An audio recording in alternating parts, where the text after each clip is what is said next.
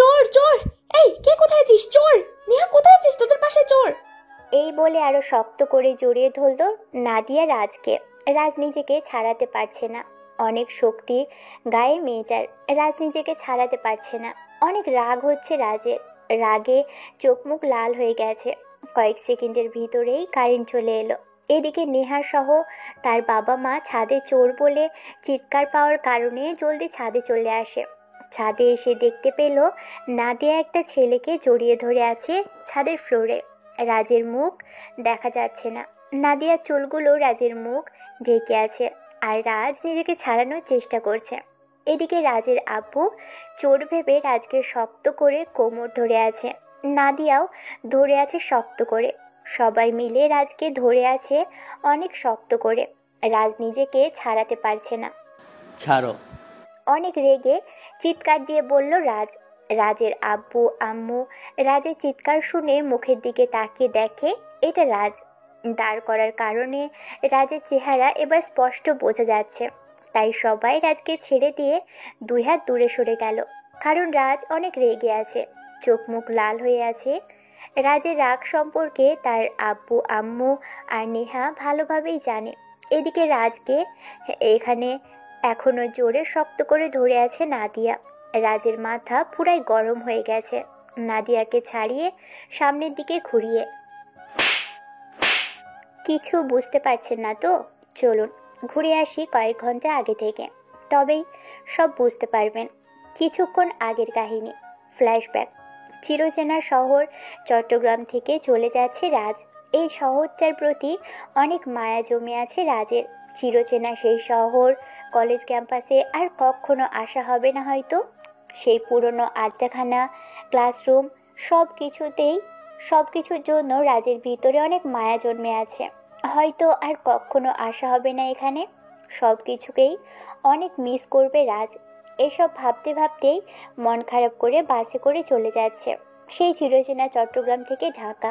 আসলে রাজের নিজের বাসা হলো ঢাকায়, কিন্তু রাজ সেখানে না থেকে চট্টগ্রামে থাকতো। কেন জানি না, রাজ চট্টগ্রামে থাকতেই বেশি স্বাচ্ছন্দ্য বোধ করত। তাই রাজ সেখানে ভর্তি হয়। নিজের বাসার সামনে দাঁড়িয়ে আছে রাজ। প্রায় ৮-১০ ঘন্টা জার্নি করে এসেছে সে। কলিং বেল চাপ দিতেই কিছুক্ষণ পর রাজের আম্মু এসে দরজা খুলে দিল। তার আম্মু রাজকে দেখে অবাক হয়ে তাকিয়ে রইল এবং হাবলার মতো চেয়ে আছে। কি হলো আম্মু, এভাবে চোর দেখার মতো তাকিয়ে আছো কেন? কি রে, এটা কি সত্যি তুই? আমি বিশ্বাস করতে পারতেছি না। হ্যাঁ আম্মু, আমি। কেন, কি হয়েছে? আমাকে মনে হয় কোনোদিন দেখো নাই। না, আমার বিশ্বাসই হচ্ছে না তুই এভাবে। আর আসবি তো বলে আসবি না, এভাবে না বলে চলে এলি। আমার বিশ্বাস করতে কষ্ট হচ্ছে। আসলে তোমাদের সারপ্রাইজ দেওয়ার জন্য বলিনি। আমার তো এখনো স্বপ্নের মতো লাগতেছে। একটা চিমটি কাট তো দেখি আমাকে। স্বপ্ন সত্যি? এমন সময় রাজ তার আম্মুর হাতে জোরে একটা চিমটি কাটে। রাজের আম্মু আউজ করে চিৎকার করে ওঠে। এত জোরে কেউ চিমটি কাটে? তুমি তো চিমটি কাটতে বললে, এখন আমার দোষ? হয়েছে হয়েছে, দোষ নির্দোষ নির্ণয় করতে হবে না। এবার তো বিশ্বাস হয়েছে।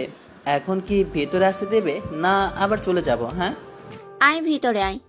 এবার আর যাইতে পারবি না, 1 মাস থাকবি, না হলে হাত পা ভেঙে রেখে দেবো।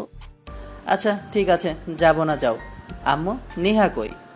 আর বলিস না, সারাদিন শুধু বাসায় বসে ফোন টিপাটিপি। জাগিয়ে দেখ, হয়তো ড্রয়িং রুমে বসে ফোন চাপতেছে। আচ্ছা ঠিক আছে, যাই, একটু চমকে দিয়ে আসি। আসলে রাজের মায়ের অবাক হওয়ার কারণও আছে বটে, কারণ প্রায় 2 বছর ধরে রাজ কখনো বাসায় আসেনি। পড়াশোনার জন্য চট্টগ্রামে থাকে রাজ। এই 2 বছরের মধ্যে একবার এসেছিল তার বাবাকে দেখতে, তাও আবার সন্ধ্যায় এসে সকালে চলে গিয়েছিল। প্রায় সময় রাজের আব্বু আম্মু তার বোন নেহা গিয়ে দেখে আসে, কিন্তু রাজ আসে না। এবার রাজ আসছে কিছু সমস্যা আর ঝামেলার কারণে, যা গল্পের সাথে থাকলেই জানতে পারবেন। রাজ ভিতরে গিয়ে দেখতে পেল নেহা বসে বসে ফোন টিপছে। রাজ পিছন দিক দিয়ে গিয়ে নেহার চোখ চেপে ধরল। কোন শালারে? এই বলেই পিছনে না তাকিয়ে রাজের টুনটুনি বরাবর দিল এক লাথি।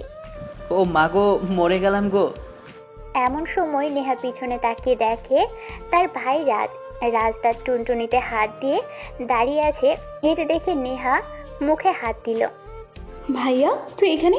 বেশি লাগেনি তো? না, বেশি লাগেনি। আর একটু হলে তো আমার ভবিষ্যৎ বউয়ের সম্পদ শেষ করে লাইতি। আমি কি জানি না কি তুই? আর তুই এভাবে হঠাৎ করে বাসায়? এই বলে নেহা রাজকে জড়িয়ে ধরে। ভাবতেই অবাক লাগে, এত বছর পর সূর্য কোন দিকে, তাও 2 বছর পর। ভাবলাম সারপ্রাইজ দিয়ে আসি, কিন্তু আমি নিজেই সারপ্রাইজ হয়ে গেলাম। মাগো, এখনো ব্যথা করতেছে। এটা শুনে নেহা ফিক করে হেসে দিল আর হাসতে হাসতে গড়াগড়ি খাচ্ছে। তারপর কোনো রকম হাসি থামিয়ে রাজকে বলতে লাগলো, যা রুমে যা, রেস্ট নে, সন্ধ্যায় আড্ডা দেওয়া যাবে। আচ্ছা ঠিক আছে, থাক, আমি উপরে গেলাম। তারপর রাজ সিঁড়ি বেয়ে উঠে তার রুমে চলে আসে। রাজ রুমে ঢুকে অবাক, দেখে রুমটা ঠিক আগের মতোই আছে, সুন্দর করে সাজানো গোছানো। রাজ তার কাঁধে থাকা ব্যাগটা বিছানায় রেখে ওয়াশরুমে চলে যায় ফ্রেশ হতে। ফ্রেশ হয়ে বের হতেই বিছানায় শুয়ে পড়ে, কারণ প্রায় 8-10 ঘন্টা জার্নি করে এসেছে সে। বিছানায় শুয়ে পড়তেই দিল একটা লম্বা ঘুম। রাত প্রায় 10টার সময় নেহা এসে ঘুম থেকে তুলে দেয় রাজকে। রাজ ফ্রেশ হয়ে নিচে আসতেই দেখে তার আব্বুও চলে এসেছে অফিস থেকে। রাজ নিচে আসতেই তার আব্বু বলে, কি রে, এতদিন পর মনে পড়লো তাহলে আমাদের কথা? তোমাদের কথা তো সব সময় মনে পড়তো, কিন্তু কি করার, সময় তো পেতাম না, পড়ালেখার অনেক চাপ। তা তো জানি পড়ালেখার কেমন চাপ, সারাদিন শুধু মারামারি আর মারামারি। তোর প্রিন্সিপাল আমারে মাসে 10 দিন হলেও ফোন দেয় তোর মারামারির কারণ। তোর টেনশনে আমি বাঁচিই না। আব্বু, বাদ দাও তো এসব। আচ্ছা বাদ দিলাম, তা হঠাৎ করে আমাদের মনে পড়ার কারণ? নাকি আবার মারামারি করে আসছিস ঝামেলা করে? আব্বু, চলে যাব কিন্তু এখন। তোকে তো বিশ্বাস নেই, ঝামেলা করেও আসতে পারিস। তুমি আমাকে চেনো না আব্বু, ময়দান ছেড়ে চলে আসার মানুষ আমি না। আচ্ছা এসব বাদ দে, তা কতদিন থাকবি? ভাবতেছি আর যাব না, এখান থেকেই পড়াশোনা করব। এটা বলতেই নেহা রাজকে জড়িয়ে ধরল আর একটা চুমু দিয়ে দিল তাকে। নেহা তো অনেক খুশি যে তার ভাই আর যাবে না, এখানেই থাকবে তাদের সাথে। আমার কুলুমুলু মিষ্টি ভাইটা। হয়েছে, এখন ছাড়। কি বললি তুই আবার বলতো? নিজের কানকেও বিশ্বাস করতে পারছি না। আমি একটা কথা 2 বার বলি না, এটা ভালো করেই জানো তুমি। এখানে থাকলে তোমাদের অসুবিধা হলে বলো, আমি চলে যাচ্ছি। তুই আগের মতোই সেই এক রোখাই রয়ে গেলি। তোরে যাইতে হবে না, তুই যেতে চাইলেও যেতে দিব না। তোর যা কিছু দরকার সব নে, তবু তুই এইখানে থাক। আমার কিছুই লাগবে না, আমারটা আমি নিজেই নিতে পারি। আচ্ছা বাবা, আমার ভুল হয়েছে তোর সাথে কথা বলে। চল, অনেক রাত হয়ে গেছে, ডিনার করে নেই। তারপর কিছুক্ষণ সবাই মিলে আড্ডা দিয়ে ডিনার করে যে যার রুমে চলে যায়। রাজ তার রুমে চলে এলো। কি করবে ভেবে পাচ্ছে না রাজ। রাত 11টা বাজে। রাজের ঘুম আসছে না, কারণ রাত প্রায় 1টা ছাড়া ঘুমোয় না। তাই রাজ তার ফোনটা আর একটা ইয়ারস্পড নিয়ে চলে এলো ছাদে। রাজের কাজ হচ্ছে এখন গান শোনা। রাজ ইয়ারপোস্ট খুলতেই কারেন্ট চলে গেল এবং একটা হেডফোন তার হাত থেকে ছিটকে পড়ে গেল নিচে। চারদিকে অন্ধকার, কিছু দেখা যাচ্ছে না, হালকা আলো। তাই রাজ তার ফোনের ফ্ল্যাশ অন করে হেডফোনটা খুঁজতে লাগলো। অনেক ছোট জিনিস, তার উপর আরও কালো কালার। এদিকে রাজদের বাসার অপোজিট সাইডের বাসার ছাদে বসে গান শুনছিল নাদিয়া। রাজদের তার বাড়ির ছাদ সেম উচ্চতায়। নাদিয়া রাজদের ছাদের দিকে মুখ করে বসে আছে। এমন সময় নাদিয়ার চোখ গেল রাজদের বাসার ছাদের দিকে। তাকিয়ে দেখতে পেল রাজের অন্ধকারে সে কে যেন একটা লাইট জ্বালিয়ে কি যেন খুঁজছে। নাদিয়া ভাবতে লাগলো, ওদের বাসায় তো নেহা ছাড়া কেউ নেই, তাহলে এত রাতে ছাদে কে? নেহা তো ভয়ে রাতে ছাদে আসে না, তাহলে কি এটা চোর হবে? 100% শিওর এটা চোর, কারণ কয়েকদিন আগে নাজিম চাচার বাসায় চুরি হয়েছে। চোর বাবাজি, আজ তোর দিন শেষ। এই বলেই নাদিয়া ছাদ থেকে নেমে পড়ল।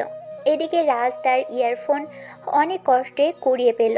তারপর ফোনে গান প্লে করে ছাদের মাঝখানে দাঁড়িয়ে গান শুনতে লাগলো চোখ বন্ধ করে। এমন সময় কে যেন রাজকে ধাক্কা দিয়ে নিচে ফেলে দিল আর শক্ত করে চেপে ধরলো 2 হাত দিয়ে আর চিৎকার দিয়ে বলতে লাগলো, চোর চোর, কে কোথায় আছিস? চোর, নিহা কোথায় আছিস? তোদের বাসায় চোর। এই হলো মূল কাহিনী। চলুন এবার একটু এগিয়ে টুস করে বর্তমানে ফেরা যাক। বর্তমান করে 2টা থাপ্পড় মেরে দেয়। এদিকে নাদিয়াও থাপ্পড় খেয়ে সেই লেভেলে রেগে গেল। সাথে সাথে নাদিয়াও 2টা থাপ্পড় মেরে দিল রাজকে।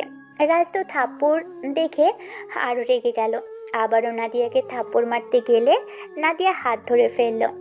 ঠাস ঠাস করে 2টা থাপ্পড় মেরে দেয় রাজ নাদিয়াকে। এদিকে নাদিয়াও থাপ্পড় খেয়ে সেই লেভেলে রেগে গেল। সাথে সাথে নাদিয়াও 2টা থাপ্পড় মেরে দিল রাজকে। রাজ তো থাপ্পড় খেয়ে আরো রেগে গেল। আবারও নাদিয়াকে থাপ্পড় মারতে গেলে নাদিয়া হাত ধরে ফেলল। চোরের মায়ের বড় গলা, এমনিতে চুরি করতে এসেছিস, এমন ধরা পড়ে এখন আবার আমার গায়ে হাত। দাঁড়া, পুলিশকে ফোন দিতেছি আমি। এই মেয়ে, একা তো আমার বাসায় এসে আমাকে থাপ্পড় মারলে, আবার আমাকে চোর বলছো? তোমার সাহস তো কম না, হাত ছাড়ো। এই বলে রাজ নিজের হাত ছাড়িয়ে নিল। দূর থেকে এসব দেখছে নেহা আর তার আব্বু আম্মু। নাদিয়া কিছু বলতে যাবে তার আগেই নেহা গিয়ে নাদিয়াকে বলতে লাগলো, এই নাদিয়া, তুই চুপ কর, তোর ভুল হচ্ছে। এটা আমার ভাই রাজ। তোর ভাই মানে? তোর ভাই আসলো কই থেকে? তুই তো একাই, এত বছর পর তোর ভাই আসবে কই থেকে? আরে, আমার ভাই চট্টগ্রামে থাকে লেখাপড়ার কারণে, আর আমরা তো এসেছি 2 বছর হলো এখানে। তাই তুই রাজকে দেখিসনি, কারণ ও এই 2 বছরে একবার এসেছিল বাসায়, তাও সন্ধ্যায় এসে সকাল সকাল চলে গিয়েছিল। ও, তা আগে তো বলিসনি তোর ভাই আছে। আরে, তুই কখনো জানতে চাসনি, আর আমিও বলিনি। আর আমরা মাঝে মধ্যে চট্টগ্রামে যেতাম ভাইকে দেখতে। তুই চুপ করবি? এখানে কি ভূগোল সেজে প্রশ্ন উত্তর দেওয়ার জায়গা? রাজের ধমক খেয়ে নেহা নিচে দিল এক দৌড়। আর রাজের বাবা মা অনেক আগেই ছাদ থেকে নেমে গেছে। এমন সময় রাজ ধমক দিয়ে নাদিয়াকে বলল, এই মেয়ে, তোমার এত সাহস কিভাবে হয় আমাকে চোর বলার, আবার আমাকে থাপ্পড় দেওয়ার? রাজের ধমক খেয়ে নাদিয়া কিছু বলল না। আর রাজ অনেক রেগে ধমকটা দেওয়ায় নাদিয়া কেঁপে উঠল আর চুপ করে রইল, কারণ ভুলটা তার। সরি, আসলে রাতের অন্ধকারে লাইট দিয়ে আপনি ঝুঁকে কি যেন খুঁজতেছিলেন, তাই ভাবলাম চোর, কিন্তু নিহার রাতে ছাদে আসে নাই তাই। এই মেয়ে চুপ, একদম চুপ। তোর কাছে কৈফিয়ত চেয়েছি আমি, ফালতু মেয়ে। রাজের ধমক খেয়ে নাদিয়া কেঁপে উঠল। আর নাদিয়া রাজের মুখের দিকে তাকালো আর মুহূর্তেই অনেক রেগে গেল। এতক্ষণের ঝগড়া হওয়ার কারণে নাদিয়া ভালোভাবে রাজের দিকে তাকায়নি। রাজের দিকে তাকাতেই চুপ করে থাকা নাদিয়ার মুখটা পুরো লাল বর্ণ ধারণ করেছে। নাদিয়া অনেক রেগে গেল। রাজের দিকে তাকিয়ে নাদিয়া কেন রেগে গেল তা অজানা থাক, গল্পের সাথে থাকলেই পরবর্তী সময়ে জানতে পারবেন। নাদিয়া অনেক রেগে বলল, চুপ, একদম চুপ, অনেক কথা বলেছিস। তুই আমাকে থাপ্পড় মেরেছিস, তোকে তো আমি। একে তো অন্যায় করেছেন, তার উপর আবার মুখে মুখে তর্ক, যত সব ফালতু মেয়ে, যান এখান থেকে। রাজ কর্কশ গলায় প্রচণ্ড রেগে কথাগুলো বলল আর ছাদ থেকে নেমে চলে এলো তার রুমে। আর ওয়াশরুমে ঢুকে ফ্রেশ হয়ে মাথা ঠান্ডা করে শুয়ে পড়ল। এদিকে নাদিয়া সেখানে 2 মিনিট দাঁড়িয়ে থেকে নেমে পড়ল। নাদিয়া তার রুমে এসে হিসেব মেলাতে লাগলো। তারপর ফোন থেকে কিছু একটা বের করে দেখে রহস্যময় একটা হাসি দিয়ে নাদিয়া শুয়ে পড়ল। সকাল 9টার দিকে নেহা এসে রাজকে ডেকে দিল। রাজ ফ্রেশ হয়ে নিচে নামলো তার ব্যাগটা কাঁধে নিয়ে। তা দেখে তার আপু বলল, কিরে, সকাল সকাল ব্যাগ নিয়ে কই যাস? এই তো কলেজ যাব, একটু ভর্তির জন্য। ও আচ্ছা, কোনো সমস্যা হলে আমার নাম বলিস, ওই কলেজের প্রিন্সিপাল আমার বন্ধু। প্রয়োজন নেই। তোর সাথে কথা বলাটাই বোকামি। চল নাস্তার টেবিলে ব্রেকফাস্ট করে নি। তারপর রাজ সহ সবাই ব্রেকফাস্ট সেরে নিল। রাজ বেরিয়ে যাবে এমন সময় পিছন থেকে নেহা বলল, রাজ, একটু থাম, আমি আসছি। এই বলে নেহা তার রুমে চলে গেল রেডি হতে। নেহা রেডি হয়ে 2 মিনিট পর বেরিয়ে এলো ব্যাগ নিয়ে। তা দেখে রাজ নেহাকে উদ্দেশ্য করে বলল, কে রে, তুই আবার কই যাবি? কেন, কলেজ। আমি কি কলেজে যাব না নাকি? যাবি তো আমাকে কেন আটকালি? তুই তুই একটা গাধা। তোর হয়তো মনে নেই তুই যে কলেজে ভর্তি হতে যাচ্ছিস, আমিও সেই কলেজে পড়ি। ও, আমার তো মনেই নেই। আচ্ছা চল। এই বলে তারা বাসা থেকে বের হলো কলেজের উদ্দেশ্যে। রাজ এবার অনার্স দ্বিতীয় বর্ষে পড়ে, আর নেহা হলো অনার্স ফাইনাল ইয়ারে। ঠিক ধরেছেন, নেহা রাজের সিনিয়র, কিন্তু রাজ নেহাকে তুই করেই ডাকে, আর নেহাও রাজকে। রাজ একটু দাঁড়া, আমি নাদিয়াকে ডেকে আনি।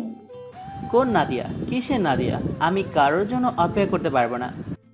আরে কাল রাতে যেই মেয়েটা আমাদের ছাদে তোকে জড়িয়ে ধরেছিল সে। ওইসব ফালতু মেয়ের জন্য আমি অপেক্ষা করতে পারবো না। তুই থাক, আমি গেলাম। এই বলে রাজ সেখান থেকে চলে এলো, আর নেহা রাজের দিকে একবার তাকিয়ে নাদিয়াকে ডাকতে চলে গেল, কারণ নেহা জানে রাজ এমনি। এদিকে রাজ সেখান থেকে চলে এলো একটা দোকানে। সেখানে গিয়ে একটা সিগারেট জ্বালিয়ে নিল, কারণ কাল থেকেই সিগারেট খেতে পারেনি একবারও। তারপর রাজ সিগারেট টানতে টানতে কলেজে চলে এলো।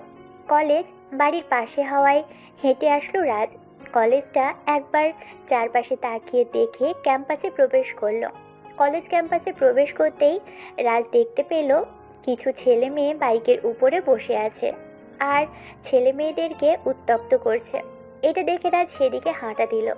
কলেজে যে ছেলেটা মেয়েদেরকে উত্ত্যক্ত করছিল তার নাম হলো আবির। আবিরের সামনে দিয়ে একটা মেয়ে যাচ্ছিল। আবির মেয়েটাকে থামিয়ে নানাভাবে উত্ত্যক্ত করে মজা নিচ্ছিল। আবির হলো কলেজের ভিপির ভাই, তাই তারে কিছু বলার সাহস পায় না কেউ। আবির মেয়েটাকে উত্ত্যক্ত করছিল, এমন সময় রাজ এসে সোজা আবিরের বুক বরাবর লাথি মারে, যার কারণে আবির বাইক সহ নিচে পড়ে যায়। আবির উঠে দেখে একটা অপরিচিত ছেলে তার সামনে দাঁড়িয়ে আছে। তা দেখে আবির বলল, কে রে ভাই তুই? আমাকে মারার সাহস কই থেকে পেলি? আমার কলেজে এসে আমাকেই মারা? এই তোরা দাঁড়িয়ে আছিস কেন? মার শালাকে। রাজার কোনো রাজ্য লাগে না, রাজা যে রাজ্যে যায় সেটাই তার রাজ্য হয়ে যায়।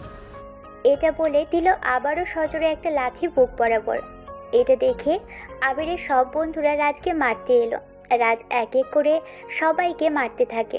এসব মারামারি রাজের হাতের ময়লা বললেই চলে। পুরো কলেজ ক্যাম্পাস তাকিয়ে আছে রাজের দিকে, কারণ একটা ছেলে এসে মারতেছে, তাও আবার আবিরকে। রাজ একে একে সবাইকে মেরে মাটিতে শুয়ে দিল, আর হকি স্টিক নিয়ে তাদের চারপাশে ঘুরতে লাগলো। ওদের হকি স্টিক দিয়ে ওদেরকেই পেটালো। তারপর রাজ কি জানি ভেবে আবিরের কলার ধরে মাটি থেকে দাঁড় করালো। রাজ একটা দেখে পুরো কলেজ অবাক। যে ছেলেটা সবাইকে একটু আগে মেরে শুয়ে দিল, সেই ছেলেটা আবারও আবিরকে দাঁড় করালো কেন? রাজ আবিরকে দাঁড় করিয়ে বলতে লাগলো, তোর বাসায় মা বোন নাই? রাজের কথা শুনে আবির কিছু বলল না, তার ঠোঁট দিয়ে রক্ত পড়ছে। আবির কোনো কিছু বলছে না, ভয়ে চুপ করে আছে। তা দেখে রাজ ধমক দিয়ে রেগে গিয়ে বলল, কি রে, কথা কানে যায় না? কি বললাম বল। আছে। ধর এই দিক দিয়ে তোর বোন যাইতেছে, তখন তোর মতো যদি আমি তোর বোনকে উত্ত্যক্ত করি তোর কেমন লাগবে? তোরও তো মা বোন আছে, তোর কি কোনো কমন সেন্স নাই? এই মেয়েটা যদি তোর বোন হতো করতে পারতি এমন? কত মেয়ে এই কলেজে আসে লেখাপড়া করার জন্য, তোদের মতো কিছু ছেলের জন্য তারা সব ক্ষেত্রে পিছিয়ে। তোদের মতো কিছু ছেলের কারণে মেয়েরা রাস্তায় বের হতেও ভয় পায়। যদি তোর বোনকে কেউ রাস্তা থেকে তুলে নিয়ে গিয়ে ধর্ষণ করে তখন কেমন লাগবে? তোদের চেয়ে তো রাস্তার কুকুরও ভালো আছে। তোদের মতো কিছু পুরুষের কারণে নিজেকে পুরুষ বলতেও কিছু পুরুষ লজ্জাবোধ করে। তোরা তো কাপুরুষ। রাজ কথাগুলো অনেক রেগে গিয়ে বলল জোরে জোরে। আর আবির মাথা নিচু করে দাঁড়িয়ে আছে। কি আর বলবে, বলার ভাষা খুঁজেই পাচ্ছে না। পুরো কলেজ ক্যাম্পাস তাকিয়ে আছে তাদের দিকে। এমন সময় রাজ শান্ত গলায় বলল, দেখ, খারাপের জগতে আমি পিএইচডি করে রেখেছি, চাকরি পাওয়া যায় না, তাই বলতেছি সময় থাকতে ভালো হয়ে যা, নারীকে সম্মান দিয়ে দিচ্ছি, সেটাই মঙ্গল। আর এই কলেজে এসব করার আগে আমার কথা 10 বার ভাববি। এসব বলে সেখান থেকে চলে গেল রাজ। পুরো কলেজ ক্যাম্পাস তাকিয়ে আছে, আর আবির মাথা নিচু করে দাঁড়িয়ে আছে। রাজ সেখান থেকে চলে এসে একটা বেঞ্চে বসে। এদিকে নাদিয়া আর নেহা সব দেখেছে দূর থেকে, কাছে যায়নি। নাদিয়া আটকাতে যেতে গেলেই নেহা তাকে আটকায়, কারণ রাজ যেটা করে সেটাই তাকে আটকানো অসম্ভব। তাই নাদিয়াও আর এগোয়নি। সব দেখেছে আর শুনেছে দূর থেকে। তারপর রাজকে চলে যেতে দেখে নাদিয়া নেহাকে নিয়ে চলে এলো রাজের পিছনে পিছনে আর রাজের সামনে এসে দাঁড়ায়।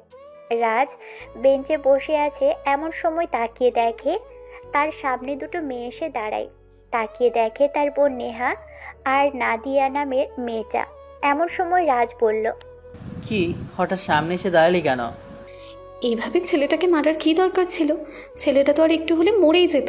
আর আজ কলেজে এলি আর আজকেই মারামারি শুরু করে দিয়েছিস?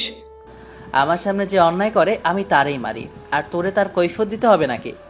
দেখ কিভাবে কথা বলে তোর ভাই, অভদ্রের মতো। আমরাও সিনিয়র, তাও কিভাবে কথা বলে? কেউ বড় বোনের সাথে এভাবে কথা বলে? যত সব ফালতু।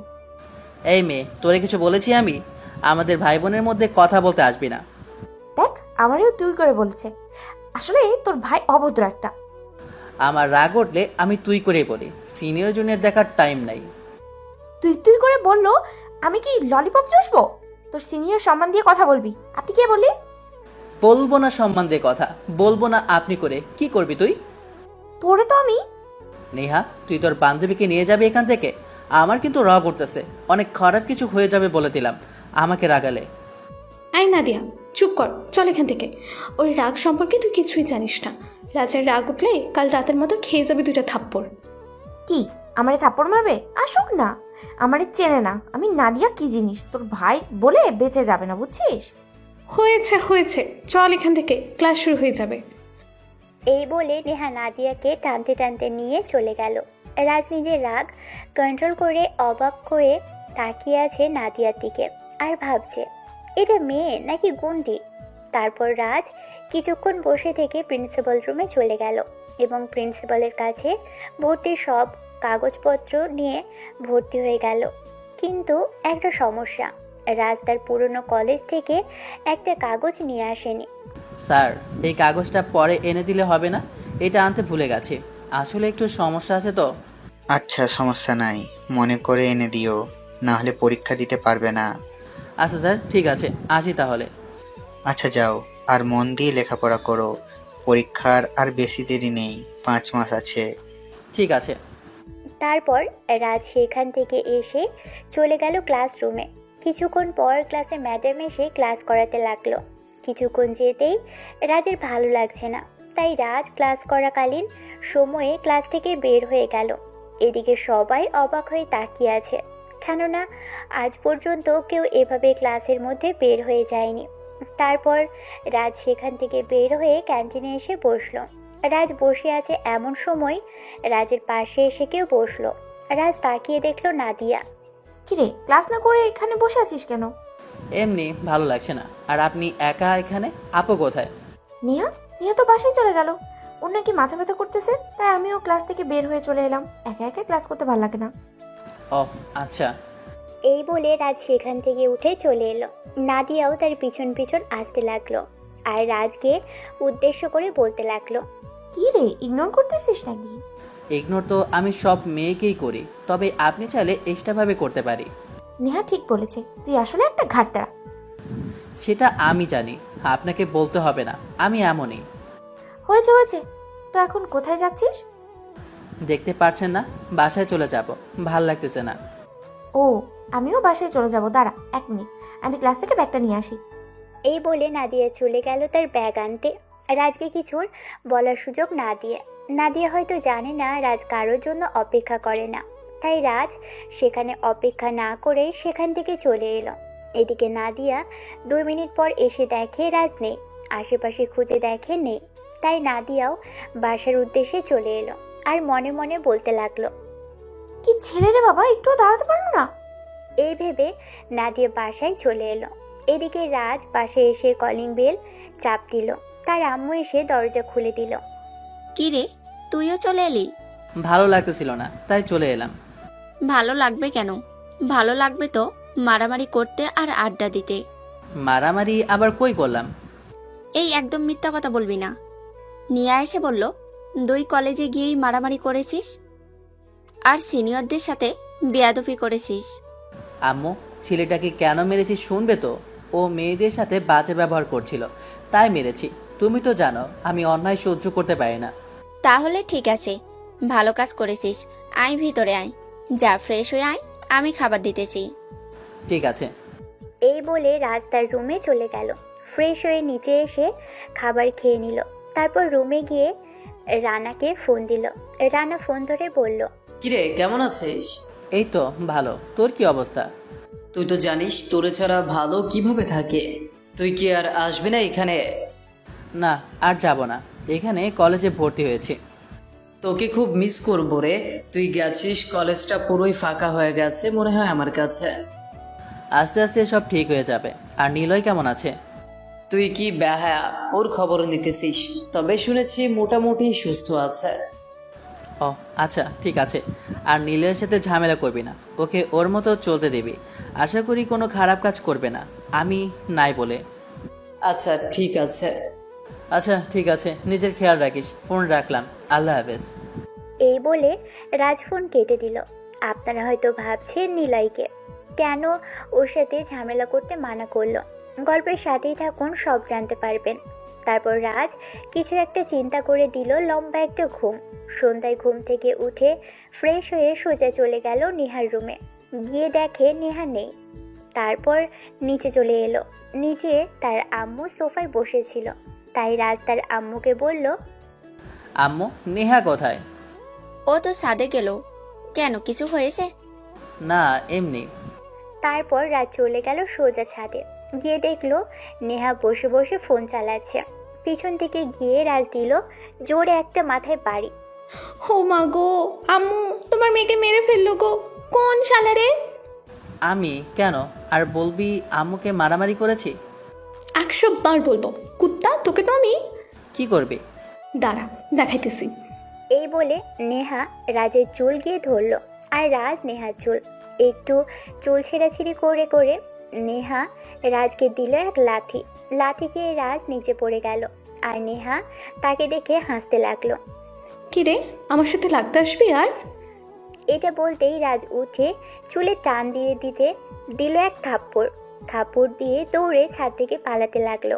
ছাদের গেটের কাছে দৌড়ে আসতেই কার সাথে যেন ধাক্কা খেয়ে পড়ে গেল রাজ। এটা দেখে নেহা এসে রাজকে আবারও মারতে লাগলো। রাজও কম কিসের, লেগে গেল আবারও দ্বিতীয় বিশ্বযুদ্ধ। এমন সময় কেউ একজন বলে উঠল, মা গো, মরে গেলাম গো, আমার কোমর তো মনে হয় ভেঙেই গেল গো। এই কথা শুনে রাজ আর নেহা মারামারি বন্ধ করে তাকিয়ে দেখে সিঁড়ির কাছে পড়ে আছে নাদিয়া, আর কোমরে হাত দিয়ে আছে। তা দেখে নেহা তাড়াতাড়ি নাদিয়াকে দাঁড় করালো, কিন্তু হাঁটতে পারছে না। নাদিয়া পড়ে যাওয়ায় পায়ে একটু বেশি ব্যথা পেয়েছে। তারপর নাদিয়া একা না পেরে রাজকে বলল, কি রে, দাঁড়িয়ে আছিস কেন বলদের মতো? কেন, আমি আবার কি করব? দেখতে পাচ্ছিস না হাঁটতে পারছে না? ধর গিয়ে দোলনায় বসিয়ে দে। আমি কিভাবে কি করব? আরে গাধা, কোলে করে নিয়ে দোলনায় বসিয়ে দে। আমি নিচ থেকে বরফ আর ডাক্তার আঙ্কেলকে ফোন দিয়ে আসতে বলতেছি। এই বলে নেহা রাজকে কিছু বলার সুযোগ না দিয়ে নিচে নেমে পড়ল। এদিকে রাজ কি করবে কিছু ভেবে পাচ্ছে না। এক প্রকার বাধ্য হয়ে রাজ নাদিয়াকে কোলে তুলে নিল। রাজ এই প্রথম কোনো মেয়েকে কোলে নিল। এক অদ্ভুত ফিলিংস হচ্ছে তার। নাদিয়া অবাক হয়ে তাকিয়ে আছে রাজের দিকে। রাজ তখন নাদিয়াকে উদ্দেশ্য করে বলল, এভাবে তাকিয়ে লাভ নেই, জীবনেও কোলে নিতাম না। আমার জন্য ব্যথা পেয়েছেন তাই নিলাম, উপায় না পেয়ে। এই, তোর কোলে নিতে হবে না মামু, নামা। এই বলতেই রাজ নাদিয়াকে সাথে সাথে কোল থেকে নামিয়ে দাঁড় করিয়ে দিল। কোল থেকে নামিয়ে দিতেই নাদিয়া ব্যথায় কুকিয়ে উঠে বলতে লাগলো, ও মা গো। কি হলো, দাঁড়াবেন না? চেদি মেয়ে একটা। এই চুপ কর, তাড়াতাড়ি করে নে, ব্যথায় মরে গেলাম। এটা বলতেই রাজ আবারও নাদিয়াকে কোলে তুলে নিল আর দোলনায় গিয়ে বসিয়ে দিল। তারপর রাজ নাদিয়াকে উদ্দেশ্য করে বলল, দেখতে তো একদম চিকনি, আর কি ভারী বাবা গো। কি? আমি চিকনি? এটাকে বলে জিরো ফিগার। কি জিরো ফিগার? দেখতে তো পুরাই চিকনি, কিন্তু এত ভারী কেন? কোন দিক দিয়ে আমার চিকনি মনে হয়? তোর চেয়ে একটু হলেও মোটা আছে। তাহলে মোটু। তোরে তো আমি। এই বলে নাদিয়া ছাদে পা দিতেই আবারও ব্যথায় কুকিয়ে উঠল আর রাজকে বলল, তোর ভাগ্য ভালো তুই বেঁচে গেলি। চোখ কি কপালে নিয়ে হাঁটতেছিলেন নাকি এইভাবে ধাক্কা খেয়ে পড়ে গেলেন? কি? আমার চোখ আমি কপালে নিয়ে হাঁটি? আন্টিকে বললাম নেহা কোথায়, আন্টি বলো উপরে। উপরে আসতে আর দুটো সিরিজ বাকি ছিল, এমন সময় তো তুই দৌড়ে এসে দিলি ধাক্কা। তাল চামড়াতে না পেরে তো পড়ে গেলাম। পা পিছলে, না জানি আমার পায়ে কি হয়েছে। আমার পা। সরি, আসলে নিহার কারণেই হয়েছে সব। তো সরি 7.5 বার। আগে সুস্থ হয়ে নেই, তারপরে তোরে দেখে নিব। আচ্ছা, দেখা যাবে কে কাকে দেখে নেয়। আমার কি দোষ? সব দোষ তো নেহার। ও যদি দৌড়ানি না দিত এমন হতো না। এখন তো সব দোষ আমার, সব দোষ তোর। এই নাদিয়া পাটা দেখি। নাদিয়া তার ডান পা এগিয়ে দিল।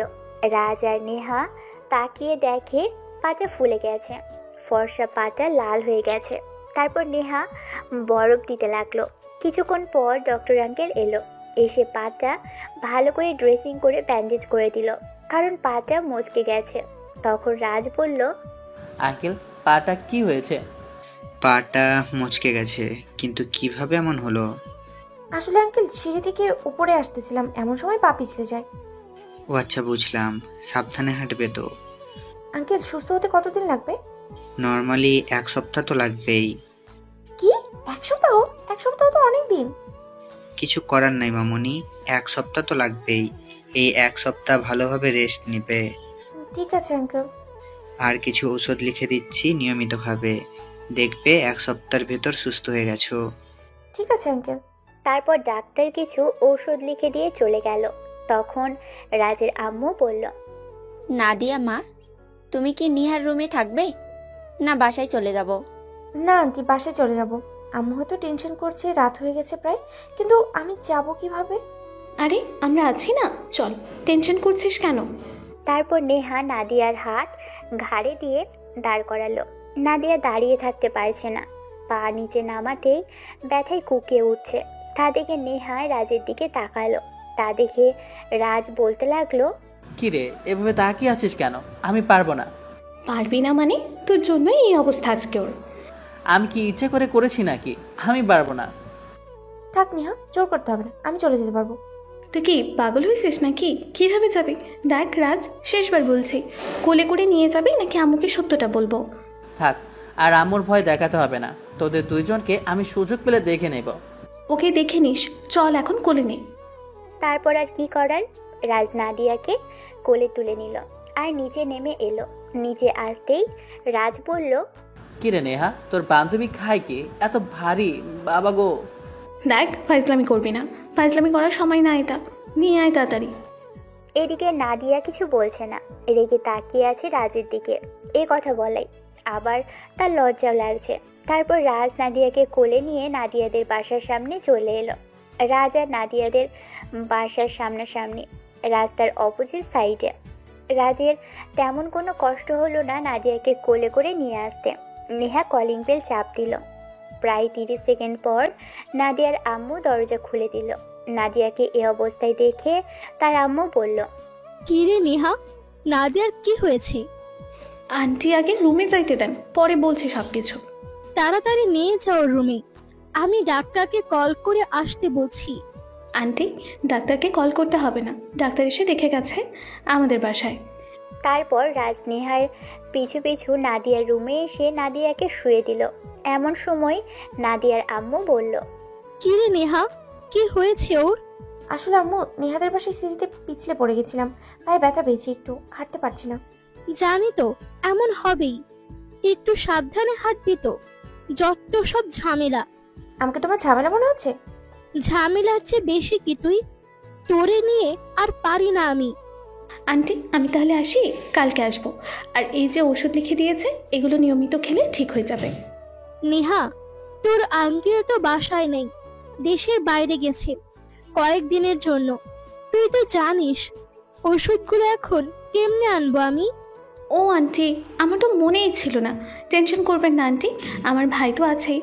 এই রাজ, ওষুধগুলো এনে দে তো বাজার থেকে। এই কথা বলতেই রাজ নেহার দিকে তাকিয়ে আছে। নেহা একটু রেগে তাকালো রাজের দিকে।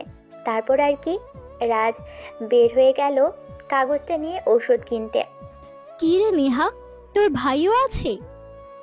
আন্টি, ও আসলে এখানে থাকতো না, চট্টগ্রামে থাকতো। আর আমরা তো এসেছি এখানে 2 বছর হবে। রাজ এখানে আসে নাই 2 বছর ধরে, একবার এসেছিল মাত্র, তাই ওরা দেখেন নাই। ও আচ্ছা, তোর ভাই কিন্তু কিউট আছে দেখতে, নাদিয়ার সাথে খুব মানাবে। তোর ভাইকেই আমি আমার মেয়ের জামাই বানাবো। আম্মু কি হচ্ছে এসব? তুমি চুপ করবে প্লিজ। আন্টি তাহলে আমি যাই, একটু কাজ আছে, রাজ এসে ওষুধগুলো দিয়ে যাবে। ঠিক আছে, যাও। তারপর নেহা চলে গেল। এদিকে রাজ কিছুক্ষণ পর ওষুধ নিয়ে এসে কলিং বেল চাপ দিল। নাদিয়ার আম্মু এসে দরজা খুলে দিল আর বলতে লাগলো, রাজ, ওষুধ নিয়ে এসেছো? আসো, ভেতরে আসো। না আন্টি, এখন আর ভেতরে যাব না। এই নিন ওষুধ। আরে এসো, ভেতরে এসো, কিছু খেয়ে যাও, অনেক কষ্ট করেছো। না আন্টি, আজ থাক, অন্যদিন আসবো। আর আপু কি আছে না চলে গেছে? নেহা তো চলে গেছে। ঠিক আছে তাহলে আন্টি, আমি আসি। আর ওষুধগুলো নিয়ম করে খেয়ে নিতে বলবেন। ঠিক আছে বাবা। তারপর রাজ ঔষধগুলো নাদিয়ার আম্মুকে দিয়ে চলে এলো বাসায়। বাসায় এসে ফ্রেশ হয়ে বিছানায় বসে দীর্ঘ একটা শ্বাস ছেড়ে পড়ল। যাক বাবা, বাঁচলাম। এখন একটু ঘুমিয়ে নেই। তারপর রাজ ঘুমিয়ে পড়ল ক্লান্ত থাকায়। রাত 11টায় নেহা রাজকে ডেকে নিয়ে গেল। তারপর সবাই মিলে ডিনার করে নিল। তারপর রাজ রুমে এসে কিছুক্ষণ গল্প লিখে শুয়ে পড়ল, কিন্তু ঘুম আসছে না। নাদিয়া নামের মেয়েটার কথাই মনে পড়ছে বারবার।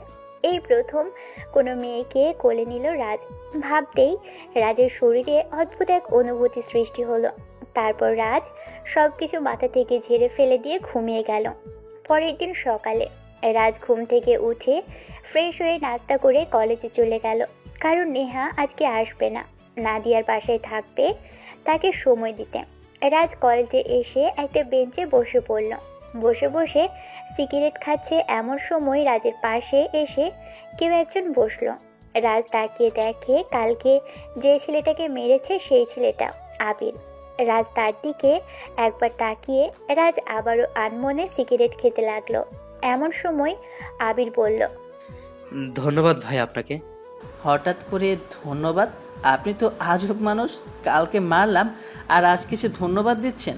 আসলে ভাই ধন্যবাদ দিছি এই কারণে, আমরা ভুলটা চোখে আঙুল দিয়ে দেখিয়ে দেওয়ার জন্য। আমি যা করতাম তা সম্পূর্ণ ভুল ছিলাম আমি। আমার বাসায় মা বোন আছে, সেভাবে কখনো ভাবা হয়নি যে মেয়েটা যদি আমার বোন হতো। নিজের ভুলটা বুঝতে পেরেছেন, এটাই অনেক। এই বলে রাজ একটা মুচকি হাসি দিল আর সিগারেট খেতে লাগলো। রাজ কিছু একটা ভেবে সিগারেটটা আবিরের দিকে এগিয়ে দিল। আবিরও কিছু একটা ভেবে সিগারেটটা রাজের হাত থেকে নিয়ে খেতে লাগলো। তোমার তো আগে কখনো এই কলেজে দেখি নাই, তুমি ভর্তি হয়েছো নাকি? একটা সমস্যার কারণে আগের কলেজ থেকে বের হয়ে এখানে এসে ভর্তি হলাম। ও আচ্ছা, তা কোন ইয়ার? সেকেন্ড ইয়ারে। আমি ফাইনাল ইয়ারে। তার মানে বড় ভাই। কিসের বড় ভাই? আজ থেকে তুমি আমার ফ্রেন্ড, বানাবা না আমারে তোমার ফ্রেন্ড? কিছু একটা ভেবে মুচকি হাসি দিয়ে বলে, ওকে ডান, বাট নো তুমি, নো আপনি, অনলি তুই। ওকে ডান। যাক, অবশেষে কলেজে একটা বন্ধু পাইলাম। একা একা ভালো লাগতেছিল না। জানিস আমি আগে এমন ছিলাম না। আমি একটা মেয়েকে ভালোবাসতাম, কিন্তু সে আমার সাথে অভিনয় করে টাইম পাস করেছিল। তখন থেকেই মেয়েদের প্রতি একটা ঘৃণা জন্ম নেয়। তারপর আস্তে আস্তে কবে যে নিজেকে হারাইলাম আর পাইলাম না, এরকম হয়ে গেলাম আস্তে আস্তে। আবার সেই মেয়ে মানুষ? আরে তুই ছেলে মানুষ না? মেয়েরা তোর জন্য কাঁদবে, মেয়েরা তোর জন্য ঘুরে বেড়াবে। জাস্ট নিজেকে ঠিক রাখ আর মেয়েদের ইগনোর করতে শেখ। দেখবি এসব মেয়ের জন্য আফসোস করার কখনোই হবে না। নিজেকে দামি ভাব। দেখবি এসব কম দামি মেয়েদের টাইম দিবি না, দেখবি আলাদা একটা ফিল পাবে। বুঝলাম। তা একটা কথা বল, তুই প্রথম দিনে এসে আমারে মারলি, যেখানে আমারে কেউ উঁচু গলায় কথা বলতে পারে না। তুই তো ক্ষমতা কই পেলি? আমাদের কারো ক্ষমতার জোর লাগে না। অন্যদের যেখানে ক্ষমতা লাগে সেখানে আমাদের নীরবতাই যথেষ্ট। আবির আর কোনো কথা বলল না। দুইজনেই ক্লাসে যেতে লাগলো, কারণ ক্লাসের টাইম হয়ে গেছে। রাজ আর আবিরের দিকে অনেক ভ্রু কুচকে তাকিয়ে আছে, কারণ রাজ কাল যে ছেলেটাকে মারলো আজকে আবার তার সাথেই রাজ যে যার ক্লাসে চলে গেল। রাজ তার ক্লাসে আর আবির তার ক্লাসে। তারপর রাজ একে একে 3টা ক্লাস করে বেরিয়ে পড়ল। তারপর বেরিয়ে সেই গাছতলার বেঞ্চে বসে পড়ল। রাজ বসে বসে সিগারেট টানতেছে। এমন সময় কেউ রাজের হাত থেকে সিগারেটটা নিয়ে নিল। তাকিয়ে দেখে আবির। তা দেখে রাজ বলল, কিরে আসিস? চল বাসায় যাই। কেন, আর ক্লাস করবি না? না রে, ভালো লাগতেছে না। তুই চাইলে করতে পারিস। থাক, আমি বাসায় গেলাম। না থাক, আমিও করব না, চল বাসায় যাই। তারপর আবির আর রাজ বাইক নিয়ে বাসায় আসতে লাগলো। তারপর আবির রাজকে তার বাসায় নামিয়ে দিয়ে সেও বাসায় চলে গেল। রাজ কলিং বেল চাপ দিতেই তার আম্মু এসে দরজা খুলে দিল। তারপর রাজ ভিতরে গিয়ে ফ্রেশ হয়ে খাবার খেয়ে নিল। তখন রাজের আম্মু বলল, এই রাজ শোন, আম্মু বলো। এই যে খাবারগুলো নিয়ে যা। নাদিয়ার আম্মু বাসায় নাই, নাদিয়াকে দিয়ে দিস। মেয়েটা মনে হয় সকাল থেকে না খেয়ে আছে। তুমি গিয়ে দিয়ে আসো না। যেটা বলছি সেটা কর, আমার কাজ আছে। আমি গল্প করে আসলাম মাত্র নাদিয়ার কাছ থেকে। আপুকে বলো, আপু তো আছেই। নেহা বাসায় নেই, একটা কাজে তার বান্ধবীর বাসায় গেছে। ধুর, ভালো লাগে না। তারপর রাজ খাবারগুলো নিয়ে নাদিয়াদের বাসায় চলে গেল। 2-3 বার কলিং বেল চাপ দিতেই কিছুক্ষণ পর নাদিয়া এসে দরজা খুলে দিল। তা দেখে রাজ বলল, আপনাকে না ডাক্তার রেস্ট নিতে বলেছে? এই পা নিয়ে হাঁটতেছেন, সমস্যা হবে তো। একটু কিচ্ছু হবে না, মোটামুটি কয়েকটা একটু অনেকটাই কমে গেছে। তা কি বলবি বল। এই যে আম্মু খাবার দিয়ে পাঠিয়েছে, সকাল থেকে বলে কিছু খান নাই। আয় ভিতরে আয়, টেবিলে রেখে দে। তারপর রাজ ভিতরে গিয়ে টেবিলে খাবারগুলো রেখে দিল। নাদিয়া দরজাটা লাগিয়ে আস্তে আস্তে হাঁটতে হাঁটতে রাজের কাছে আসতেই পড়ে যেতে লাগলো। এমন সময় রাজ নাদিয়াকে ধরে ফেললো আর বলল, একটু সাবধানে হাঁটবেন তো, পড়ে গেলে কি হতো? কিছু হতো না, ছাড়, তুই তো আছিস। আমি আছি মানে? না কিছু না। তারপর রাজ ধরে নাদিয়াকে সোফায় নিয়ে গিয়ে বসিয়ে দিল আর খাবারগুলো সামনে এনে দিয়ে বলতে লাগলো, নিন খেয়ে নিন, আমি আছি এখানে বসে। তুই রেখে চলে যা, আমি খেয়ে নেব। না, আপনি আমার সামনে খান। আম্মু বলল সকাল থেকে কিছু খাননি। খাবো কিভাবে? আমি তো নিজের হাতে খেতে পারি না, আমাকে আম্মুই খাইয়ে দেয়। তো এখন কি করবেন? জানি না। আমি আম্মুকে ডেকে দেই, আম্মু সে খাইয়ে দেবে।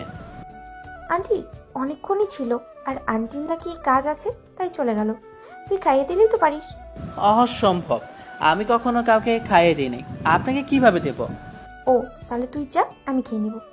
আপনি তো খেতে পারেন না, নিজে কিভাবে খাবে? এত বড় একটা মেয়ে নিজের হাতে নাকি খেতে পারে না, যত সব ঢং। তুই চলে যা, আমি খাবো না। আম্মু সন্ধ্যায় আসলে খেয়ে নেবো।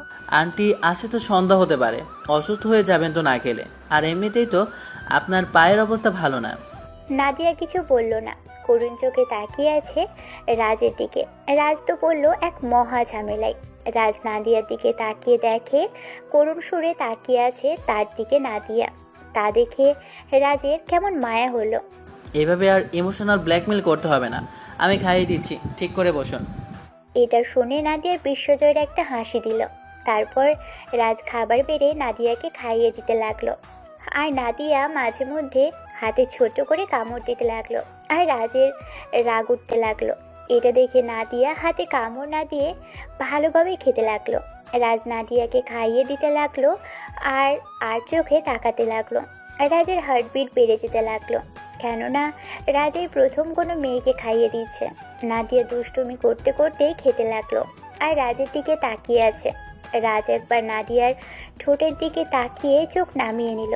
এভাবে খাইয়ে দিতে দিতেই শেষ খাবার খাওয়ার শেষের দিকে এমন সময় নাদিয়া দিল এক কামড় রাজের হাতে ইচ্ছে করে। তা দেখে রাজ বলল, পাগল নাকি, এইভাবে কেউ হাতে কামড় দেয়? সরি আসলে খেয়াল করিনি। শুধু নিজের হাতে খেতে পারেন না এটা জানতাম, এখন জানলাম খাইয়ে দিলে খেতেও পারেন না। জানি না আন্টি কিভাবে আপনাকে খাইয়ে দেয়। আই চুপ কর তুই, তোর কি খাইয়ে দিতে বলেছি আমি? কি এখন বলতেছেন খাইয়ে দিতে বলছি নাকি? তখন তো এতিম বাচ্চাদের মতো তাকিয়েছিলেন। আই চুপ কর, তোর প্যাক চল যা এখান থেকে। বাহ, ভালো, খাওয়া হয়ে গেল, এখন তাড়িয়ে দিচ্ছেন তাই না? তোরে কখন তাড়িয়ে দিলাম? তুই তো হাঁসের মতো প্যাক করতে আসিস, তাই বললাম। আচ্ছা একটা কাজ কর, তোর ফোনে লুডো আছে? আছে তো। বের কর না, খেলি। একা একা ঘরে বসে ভালো লাগছে না। লুডো খেলবো আমি, তাও আবার আপনার সাথে? আপনার সাথে খেললে তো পাগল হয়ে যাব। আপনি থাকেন, আমি গেলাম। একটু থাক না, গল্প করি। একা একা ভালো লাগছে না। আমি পারবো না, একটু আগেই তো চাপা মারলেন, আমি প্যাক করি। এই যা, তোরে থাকতে হবে না, আমি কখন থাকতে বললাম? কি মানুষ মাইরি আপনি, সেকেন্ডেই পোল্টি। কি রে, তুই এখনো যাস নাই? যা, আর নিয়ে আসলে পাঠিয়ে দিস। আচ্ছা গেলাম। তারপর রাজ বাসায় চলে আসে। ক্লান্ত লাগছিল তাই শুয়ে পড়ল। আর ভাবতে লাগলো, কি চোখ মাইরি, এমনভাবে তাকিয়েছিল মনে হয় মায়ায় পড়ে যায়। কিন্তু ঠোঁটগুলো সেই ছিল, সব মিলিয়ে অসাধারণ। মনে হয় ঠোঁটগুলো কামড়িয়ে খেয়ে ফেলে। ধুর, আমি এসব ভাবছি কেন, ঘুমিয়ে পড়ি। এই ভেবে রাজ ঘুমিয়ে পড়ল। সন্ধ্যায় রাজের ঘুম ভাঙে নেহার ডাকে। রাজ ঘুম থেকে উঠে ফ্রেশ হয়ে ডিনার করতে গেল নিচে। সবাই মিলে ডিনার করতেছে এমন সময় রাজ বলল, আব্বু, আমার একটা বাইক লাগবে। হঠাৎ বাইক কেন? এমনি বাসায় বসে থাকতে ভালো লাগে না, একটা বাইক হলে ঘোরাঘুরি করতে পারতাম। তাছাড়া একটা বাইক দরকার। খবরদার আব্বু, ওরে বাইক নিয়ে দিবে না। দেখবে এক টান দিয়ে কবরস্থানে শুয়ে আছে। আগেরবার তো হসপিটালের বেডে শুয়েছিল, এবার আর থাকবেই না। এই তুই চুপ কর, তোরে নিয়ে ঘুরতে নিয়ে যাবো প্রতিদিন, তাও তুই চুপ কর। আর আমি কি ইচ্ছে করে অ্যাক্সিডেন্ট করেছিলাম নাকি? হ্যাঁ, তাহলে ঠিক আছে, সত্যি নিয়ে যাবি তো? হুম। আব্বু, ওরে টাকা দিয়ে দিও কালকে। এতদিন পর আমার ছোট ভাই কিছু চাইছে। থাক, তোরে আর তেল দিতে হবে না। যেমন ভাই তেমন বোন। কাল অফিস থেকে টাকা নিয়ে আসিস। এই তো আমার মিষ্টি আব্বু। হয়েছে, এখন খাবার খা চুপ করে। তারপর রাজ খাবার খেয়ে রুমে গিয়ে লুঙ্গি ডান্স দিতে লাগলো। তারপর কিছুক্ষণ ফেসবুকিং করে গল্প লিখে ঘুমিয়ে পড়ল। না হলে আপনাদের গল্প দিবে কে? পরের দিন সকালে রাজ ঘুম থেকে উঠে ফ্রেশ হয়ে নাস্তা করে কলেজে চলে গেল। কিছুক্ষণ পর আবির আসলো। আবির এসে রাজকে বলল, কি রে, ব্রেকফাস্ট করেছিস? না, চল করে আসি। তারপর রাজ আর আবির দোকানে গিয়ে 2টা সিগারেট ধরিয়ে নিল। এটাই তাদের ব্রেকফাস্ট। তারপর দুজনে সিগারেট খেয়ে ক্লাসের দিকে রওনা দিল। এমন সময় রাজ বলল, 2টা ক্লাস করে বাইরে আসবি, কাজ আছে। ওকে। তারপর রাজ আর আবির যে যার ক্লাসরুমে চলে গেল। 2টা ক্লাস করে রাজ আর আবির বের হয়ে আসলো। তখন আবির রাজের উদ্দেশ্যে বলল, কি রে, 2টা ক্লাস করে বাইরে হইতে বললি, এখন কি করবি বল? কাজ আছে, চল আমার সাথে। ঠিক আছে, চল। তারপর রাজ আবিরকে নিয়ে চলে এলো তার আব্বুর অফিসে। সোজা চলে গেল তার আব্বুর কেবিনে। রাজ দেখে তার আব্বু কাজ করছে। তখন রাজ বলল, আব্বু আসবো? ও তুই আয়। তারপর রাজ ভিতরে গিয়ে আবিরের সাথে পরিচয় করিয়ে দিল। তখন তার আব্বু বলল, কত লাগবে বল? 6,50,000। কি, এত টাকা দিয়ে নেওয়ার কি দরকার? একটু কম করা যায় না? না, যায় না। তুমি এখন দিবা কিনা বলো? কিচ্ছু করার নেই, এতদিন পর যেহেতু চাইতেছিস, না করতে তো আর পারি না। ঠিক আছে, আমি ম্যানেজারকে বলে দিচ্ছি, নিয়ে যা। ঠিক আছে, গেলাম। সাবধানে কিন্তু যাস। তুমিও সাবধানে থেকো। তারপর রাজের আব্বু ম্যানেজারকে বলে দিল। রাজ টাকা নিয়ে বাইরে বের হয়ে চলে এলো। তখন আবির অবাক হয়ে জিজ্ঞেস করলো, কি রে, এতগুলো টাকা দিয়ে কি করবি? বাইক নেব একটা। তা কি বাইক নিবি? KTM RC 125, প্রাইস হলো 6,35,000। ঠিক আছে, চল তাহলে। বাইক তো পছন্দ করাই আছে, নিতে বেশি সময় লাগবে না। চল। তারপর রাজ আর আবির চলে এলো বাইক কিনতে। বাইক নিয়ে সব ঠিকঠাক করতে প্রায় বিকেল হয়ে গেল। তারপর রাজ আর আবির বাসায় চলে এলো। তারপর রাজ বাসায় এসে ফ্রেশ হয়ে দিল একটা ঘুম। ক্লান্ত থাকায় কিছুক্ষণ পরই যেন ঘুমের রাজ্যে তলিয়ে গেল। রাজের চুল ধরে টানাটানি করতে লাগলো কে যেন। রাজ ঘুম ঘুম চোখে তাকিয়ে দেখে নেহা। তা দেখে রাজ বিরক্তিকর কণ্ঠে বলল, কি রে, কি হয়েছে? এভাবে চুল টানটানি করতেছিস কেন? কাল সন্ধ্যায় কি বলেছিলি? বাইক নিলে ঘুরতে নিয়ে যাবি। বাইক তো নিলি, এখন চল ঘুরতে নিয়ে যাবি। একটু পরে যাই, ঘুম পেয়েছে খুব, ঘুমিয়ে নেই একটু। না, এখন নিয়ে যাবি মানে এখনই। কিছুক্ষণ পর তো সন্ধ্যা হয়ে যাবে। ঠিক আছে, যা রেডি হয়ে নে, আমি ফ্রেশ হয়ে আসতেছি। তুই কি কানা? তাকিয়ে দেখ, আমি রেডি হয়ে এসেছি। ঠিক আছে, তুই নিচে যা, আমি ফ্রেশ হয়ে আসি। তাড়াতাড়ি আয়। এই বলে নেহা চলে গেল। রাজও বিছানা থেকে উঠে ফ্রেশ হয়ে রেডি হতে লাগলো। রাজ একটা ব্ল্যাক জিন্স, একটা ব্ল্যাক শার্ট গায়ে দিয়ে ঘড়িটা হাতে পরে নিল। চুলগুলো একটু স্পাই করে নিচে চলে এলো। রাজ নিচে নেমে দেখে নেহা নাদিয়ার সাথে গল্প করছে। রাজ রেডি হয়ে নিচে নামতেই নেহা বলল, কি রে, আসছিস? চল, আমরা রেডি। আমরা রেডি মানে? কেন, আমি আর নাদিয়া। উনি কেন যাবে? তাছাড়া ওনার পায়ে তো ব্যথা। তুই চুপ কর, তোর জন্য আজ ওর এই অবস্থা। 2 দিন ধরে ঘরে বসে আছে, বাইরে বের হতে পারছে না। একটু ঘুরলে ভালো লাগবে। আর ওর পায়ের ব্যথা অনেকটা কমে গেছে। রাজ আর কোনো কথা বলল না।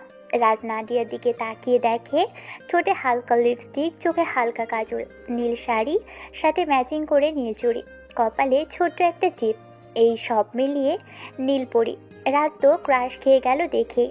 তখন নেহা রাজকে ধাক্কা দিয়ে বলল, কি রে, আমার বান্ধবীর উপর ক্রাশ খেয়ে গেলি নাকি? এটা শুনে নাদিয়া তো পুরাই লজ্জায় লাল হয়ে গেল। রাজ নেহার ধাক্কা খেয়ে বলল, ক্রাশ তো দূরের কথা, আমি তো মেয়েদের ট্রাস্টই করি না। একটু ভাব নিয়ে বললাম আমি। ক্রাশ না খেলেই ভালো, চল এখন। আর তুই এত সেজেছিস কেন? মনে হয় মেয়ে দেখতে যাবি? ওইসব রাস্তার মেয়ে আমি দেখি না। হয়েছে হয়েছে, চল, দেরি হয়ে যাচ্ছে। তারপর রাজ আর কোনো কথা বাড়ালো না। তারপর বাইক নিয়ে ঘুরতে বের হলো নাদিয়া আর নেহাকে নিয়ে। রাজ তো বারবার বাইকের গ্লাসে তাকাচ্ছে নাদিয়াকে দেখার জন্য। নাদিয়ার চুলগুলো বাতাসে উড়ছে, আর রাজ আর চোখে তাকাচ্ছে বাইকের গ্লাসে। এভাবেই ঘুরতে ঘুরতে একটা পার্কে চলে এলো রাজ তাদের নিয়ে। তারা 3 জন মিলে আড্ডা দিতে লাগলো। রাজ তাকাচ্ছে নাদিয়ার দিকে, আর নাদিয়া তাকাচ্ছে রাজের দিকে। চোখাচুকি হতেই আবারও দুজনে চোখ নামিয়ে নেয়। এভাবেই আড্ডা দিতে লাগলো। তখন নেহা বলল, এই রাজ, সামনের দোকান থেকে ফুচকা নিয়ে আয়, যা, খেতে মন যাচ্ছে। দোকানের কাছে গেলেই তো হয়, এখানে নিয়ে আসার কি আছে? আরে না, তুই এখানে নিয়ে আয়। আর ওর তো পায়ের সমস্যা, তুই তো জানিস। রাজ আর কোনো কথা বলল না, চলে গেল ফুচকা আনতে।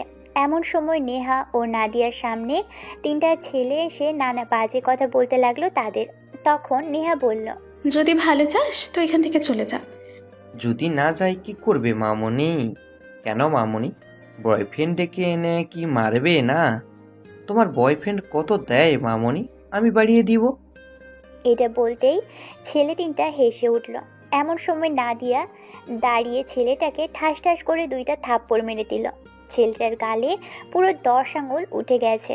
তা দেখে নাদিয়া বলল, কিরে জানোয়ার, যাবি এখান থেকে না আরেকটা দিতে হবে? আমার গায়ে হাত তোলা না, তোরে দেখাইতেছি আমার গায়ে হাত তোলার পরিণাম। এ বলে ছেলেটা নাদিয়ার দিকে এগিয়ে আসলো। নাদিয়ার গায়ে হাত দিবে এমন সময় রাজ এসে দিল বুকের সজোরে একটা লাথি। লাথি খেয়ে ছেলেটা ছিটকে পড়ে গেল নিচে। রাজ এক এক করে সবাইকে মারতে থাকে। নাদিয়া আর নেহা ছাড়াবার চেষ্টা করছে, কিন্তু পারছে না। মারতে মারতে পুরো আধমরা করে দিয়েছে তাদের। তখন নাদিয়া আর নেহা রাজকে টানতে টানতে বাইকের কাছে নিয়ে চলে এলো। তখন নাদিয়া বলল, এভাবে কেউ কাউকে মারে? আর একটু হলেই তো মরে যেত। ওর কত বড় সাহস, ও আপনার গায়ে হাত তুলতে যাচ্ছিল। আমি না থাকলে কি হতো? আমার গায়ে তুলছে, তাতে তোর কি? আমার কিছু না বলে থেমে গেলাম। আমার কি বল? না কিছু না, উঠুন। তারপর রাজ, নেহা আর নাদিয়াকে নিয়ে ঘুরতে ঘুরতে রাত হয়ে গেল। তারা একটা রেস্টুরেন্টে ঢুকে খাবার খেয়ে বাসায় চলে এলো। নাদিয়া তার বাসায় চলে গেল, রাজ আর নেহা তাদের বাসায়। কলিং বেল চাপ দিতেই রাজের আম্মু এসে দরজা খুলে দিল। কি রে, এত দেরি হলো কেন তোদের? ঘুরতে ঘুরতে একটু দেরি হয়ে গেছে। তোরা ফ্রেশ হয়ে আয়, আমি খাবার দিচ্ছি। আমরা এখন খাবো না, বাইরে ডিনার করে এসেছি। আচ্ছা যা, ফ্রেশ হয়ে রুমে গিয়ে রেস্ট কর। তারপর রাজ রুমে চলে এলো। ফ্রেশ হয়ে একটু ঘুমানোর চেষ্টা করলো, কারণ অনেক ক্লান্ত হয়ে গেছে। ফোনে একটা গান প্লে করে দিয়ে ঘুমিয়ে পড়ল। রাত প্রায় 11টার সময় রাজের ঘুম ভাঙলো। ফ্রেশ হয়ে ছাদে চলে গেল। রাতের কোলাহল মুক্ত অন্ধকার বেশ উপভোগ করার মতো। রাজ পকেট থেকে একটা সিগারেট বের করে জ্বালিয়ে নিল, আর সিগারেট টানতে লাগলো, আর ধোঁয়া উপরের দিকে ছাড়তে লাগলো। তারপর কিছুক্ষণ গেম খেলে রুমে চলে এলো। এসে আবারও ঘুমিয়ে পড়ল। পরের দিন সকালে রাজ ঘুম থেকে উঠে ফ্রেশ হয়ে নিচে এলো। নিচে এসে দেখে কেউ নেই। তখন রাজ চেঁচিয়ে বলল, আম্মু নাস্তা দাও, কলেজে যেতে হবে। তুই টেবিলে বস, আমি নিয়ে আসতেছি। তারপর রাজ বসে না থেকে রুমে চলে এলো। রুমে এসে কলেজের জন্য রেডি হয়ে ব্যাগটা কাঁধে নিয়ে নিচে নামলো। তারপর দেখে তার আম্মু টেবিলে নাস্তা রেডি করে বসে আছে। তখন রাজ বলল, আম্মু নিহা কই? ও কলেজে যাবে না? ওর নাকি মাথা ব্যথা, ও আজ যাবে না। ও, আর আব্বু কোথায়? তোর আব্বু তো আগেই নাস্তা করে অফিস চলে গেছে। ও আচ্ছা। তারপর রাজ আর কোনো কথা বলল না। নাস্তা করে কলেজের উদ্দেশ্যে বেরিয়ে পড়লো বাইক নিয়ে। রাজ বাইক নিয়ে আসার বাইরে আসতেই কে যেন রাজকে তার নাম ধরে ডাকতে লাগলো। রাজ সামনে তাকিয়ে দেখে নাদিয়া তাদের ব্যালকনি থেকে তাকে ডাকছে। তখন রাজ বলল, কি হলো, ডাকতেছেন কেন? কিছু বলবেন? তুই 2 মিনিট দাঁড়া, আমিও কলেজে যাব। তো যান, আপনাকে কি আমি বেঁধে রেখেছি নাকি? আমাকে আটকালেন কেন বলবেন তো? তুই তো জানিস পায়ে সমস্যা, এতটা পথ হেঁটে গেলে সমস্যা হতে পারে। তো যেতে হবে না। আপনাকে কে যেতে বলেছে? 2 দিন ধরে কলেজ যেতে পারি নাই, আর সামনে এক্সাম। এখন বল তুই নিয়ে যাবি কিনা। ঠিক আছে, তাড়াতাড়ি আসুন। ওকে, তুই 5 মিনিট দাঁড়া, আমি আসতেছি। আর একটা কথা, সেদিনের মতো চলে যাবে না কিন্তু। ঠিক আছে, তাড়াতাড়ি আসুন। এই বলে রাজ অপেক্ষা করতে লাগলো। প্রায় 5 মিনিট পর নাদিয়া বের হয়ে আসলো রেডি হয়ে। রাজ তো আজকে দেখে আবারও ক্রাশ খেয়ে গেল, কারণ নাদিয়া একটা কালো শাড়ি পরে বের হয়েছে। রাজ একবার তাকিয়ে চোখ নামিয়ে নিল আর বাইক স্টার্ট করলো। নাদিয়া রাজের বাইকে উঠে রাজকে উদ্দেশ্য করে বলল, তাতে চল, দেরি হয়ে যাবে। আর নেহা কই? আপুর নাকি মাথা ব্যথা, ও আসবে না। তাহলে তো ভালোই হয়। কিছু কি বলবেন? না, কিছু না, চল এখন। তারপর রাজ আর নাদিয়া কলেজে যেতে লাগলো। রাজ ঠিক রাতের মতোই সেমভাবে নাদিয়াকে আয়নায় দেখতে লাগলো। প্রায় 2 মিনিট পর কলেজে চলে এলো তারা। রাজ আর নাদিয়ার দিকে অনেকেই তাকিয়ে আছে অবাক হয়ে, আর নাদিয়া অনেক লজ্জা পেল তাদের দিকে এভাবে অনেককে তাকিয়ে থাকতে দেখে। রাজ সেদিকে না তাকিয়ে বাইকটা পার্ক করলো। নাদিয়া নেমে তার ক্লাসে চলে গেল, আর রাজ চলে এলো আবিরের কাছে। তখন আবির বলল, কিরে মামা, নাদিয়া তোর বাইকের পিছনে? কাহিনী কি মামা? আর নাদিয়াকে দেখলাম লজ্জা পাচ্ছে। আরে তুই যেটা ভাবছিস সেটা না। বুঝি বুঝি, আমরাও বুঝি। Something something. আরে না, আমি কলেজে আসছিলাম আর ও জাস্ট লিভ চাইলো, আমিও নিয়ে আসলাম, এইটুকুই। আমাকে আর ছিঁড়া জুতা দেখাতে হবে না, আমি সবই বুঝি। তবে যাই করিস না কেন, সাবধান। নাদিয়া যে পরিমাণে গুন্ডি, না জানি তোরে কোন সময় কি করে বসে। জানি, তোরে বলতে হবে না। যে পরিমাণে গুন্ডি আমার চেয়ে ভালো কেউ জানে না। তার মানে তুই স্বীকার করছিস তুই আর নাদিয়া একে অপরকে ভালোবাসিস? আমি সেটা কখন বললাম? এই তো এখনই বললি তুই সব জানিস। তোরে নিয়ে আর পারি না, তোরে হাজার বোঝালেও তুই বুঝবি না। আচ্ছা যা, স্বীকার করলাম আমি আর নাদিয়া একে অপরকে ভালোবাসি। এখন চল, যা এখান থেকে। জামু মানে?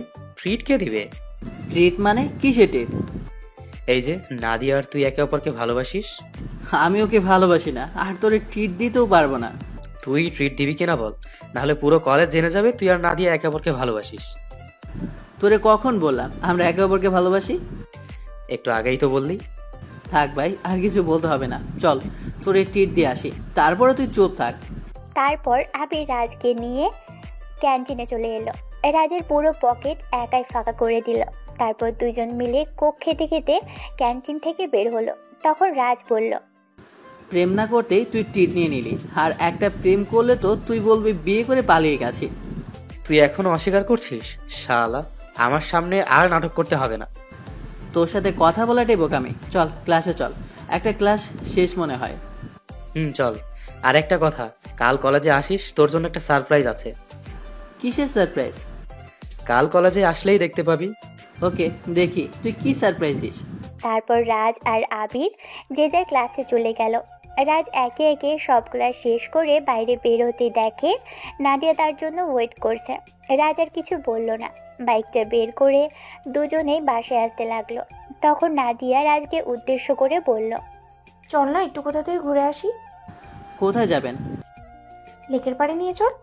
আচ্ছা ঠিক আছে, চলেন। রাজও আর না করলো না।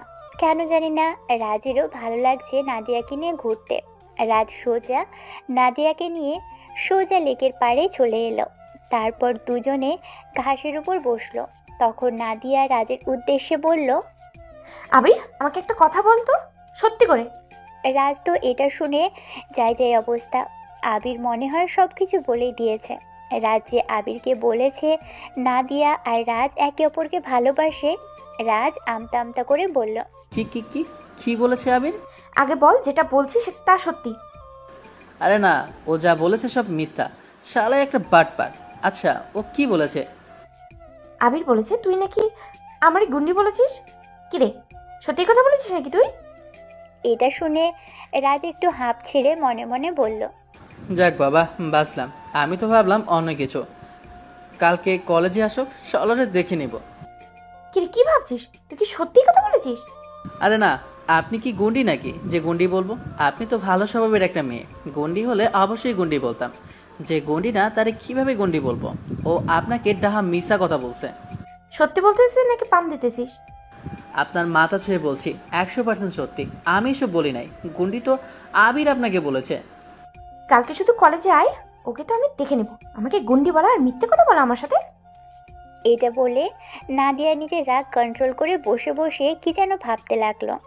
রাজ এদিকে মনে মনে ভাবছে, যাক বাবা বাঁচলাম। যে পরিমাণ রেগে আছে মনে হয় খেয়ে ফেলবে গুন্ডিটা। আবির, তোর কপালে কাল দুঃখ আছে রে।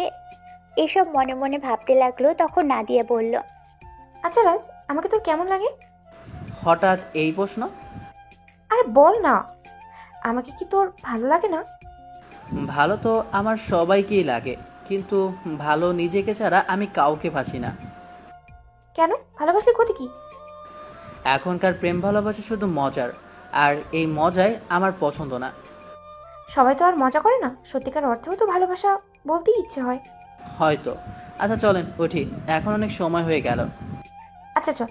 আরেকটা কথা, চারপাশে ভালোবেসে ভালোভাবে তাকিয়ে দেখ, দেখবি কেউ একজন তোকে অসম্ভব ভালোবেসে তোর জন্য অপেক্ষা করছে।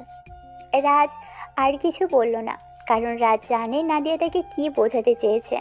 তারপর তারা দুইজন বাসায় আসতে লাগলো। দুইজনেই চুপচাপ, কেউ কোনো কথা বলছে না। পুরো রাস্তায় কেউ কোনো কথা বলেনি। এভাবেই তারা বাসায় চলে এলো। নাদিয়া বাইক থেকে নেমে তার বাসায় চলে গেল, আর রাজ তার বাসায়। রাত প্রায় 11টা। রাজ ছাদে দাঁড়িয়ে দাঁড়িয়ে সিগারেটের ধোঁয়া ওড়াচ্ছে আর ভাবছে নাদিয়ার কথা। অসম্ভব ভালোবেসে নাকি অপেক্ষা করছে তার জন্য। এসব ভাবতেই রাজের হাসি পায়। আবার মনে হয় এই এক অনুভূতি সৃষ্টি হয়, রাজ কি নাদিয়াকে ভালোবাসে? হয়তো বাসে, নয়তো বা না। এসব ভাবতেই রাজ আর সিগারেটের ধোঁয়া ওড়াচ্ছে। এসব ভাবতে ভাবতেই যে কবেই যে সিগারেট ফুরিয়ে গেছে তার রাজের খেয়াল নেই। কিছুক্ষণ পর রাজ ছাদ থেকে নেমে রুমে এসে শুয়ে পড়ল, কিন্তু রাজের ঘুম আসছে না। এপাশ ওপাশ করছে আর নাদিয়ার কথা ভাবছে। আগে তো এমন হয়নি রাজের, তাহলে আজ কেন এমন হচ্ছে তার সাথে? রাজ কি তাহলে নাদিয়াকে ভালোবেসে ফেলেছে তার অজান্তেই, নাকি অন্য কিছু? এসব ভাবতে ভাবতেই রাজ ঘুমিয়ে গেল। পরের দিন সকালে রাজ ঘুম থেকে উঠে ফ্রেশ হয়ে নেয়। তারপর কিছুক্ষণ গেম খেলে কলেজের জন্য রেডি হয়ে নিচে নেমে আসে। সকালের ব্রেকফাস্ট করে একা একাই কলেজের উদ্দেশ্যে বেরিয়ে পড়ে, কারণ নেহা আগেই চলে গেছে। প্রায় 5 মিনিট পর রাজ কলেজে চলে আসে।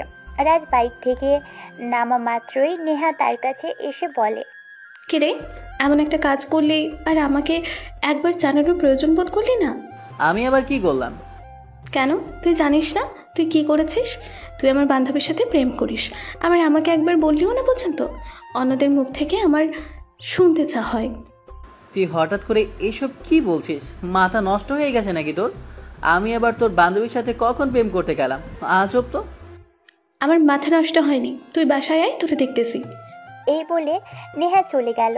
রাজ তো পুরোই ভেবাচেকা খেয়ে গেল। হঠাৎ করে এর আবার কি হলো? আমি আবার কখন ওর বান্ধবীর সাথে প্রেম করতে গেলাম? এসব ভাবতে ভাবতেই রাজ ক্লাসে চলে গেল, কারণ আবির এখনও আসে নাই। রাজ একটা টেবিলে বসে আছে। এমন সময় কয়েকটা ক্লাসমেট তার কাছে এসে বলল, রাজ, আমাদের ট্রিট কোথায়? হঠাৎ আবার কিসের টিট? বারে, প্রেম করিস আর আমাদের ট্রিট দিবি না? ক্লাসমেট হিসেবে তো ট্রিট পাওয়ার অধিকার তো আমাদেরও আছে। কি রে, কি বলিস তোরা? আমি আবার কার সাথে প্রেম করতে গেলাম? আমি প্রেম করি আবার আমিই জানি না? কেন, নাদিয়া আপুর সাথে? তোদেরকে কে বললো আমি নাদিয়ার সাথে প্রেম করি? কেন? আবির ভাইয়া তো সবাইকে বলে বেড়াচ্ছে তুই আর নাদিয়া একে অপরকে ভালোবাসিস। এটা তো পুরো কলেজ জানে। এখন বল, ট্রিট কখন দিবি তুই? তোদের ট্রিট আমি দেওয়াচ্ছি, তারা আগে আবিরের বাচ্চারে দেখে আসি। এই বলে রাজ ক্লাসরুম থেকে বের হলো। এখন রাজ বুঝতে পারলো কেন একটু আগে নেহা তাকে এসব বলেছে। তার বান্ধবীর সাথে প্রেম করে। নাদিয়া জানলে না জানি কি হয়, এজন্যই আবির কলেজে আমাকে বলল আজ সারপ্রাইজ দেবে। এই হলো ওর সারপ্রাইজ। একবার তো দেখা পাই তোর সারপ্রাইজ বের করতেছি শালা। এসব ভাবছে আর আবিরকে খুঁজছে রাজ। রাজ আবিরকে খুঁজতে খুঁজতে কলেজের গেটের সামনে তাকিয়ে দেখে আবির আসছে তার দিকে।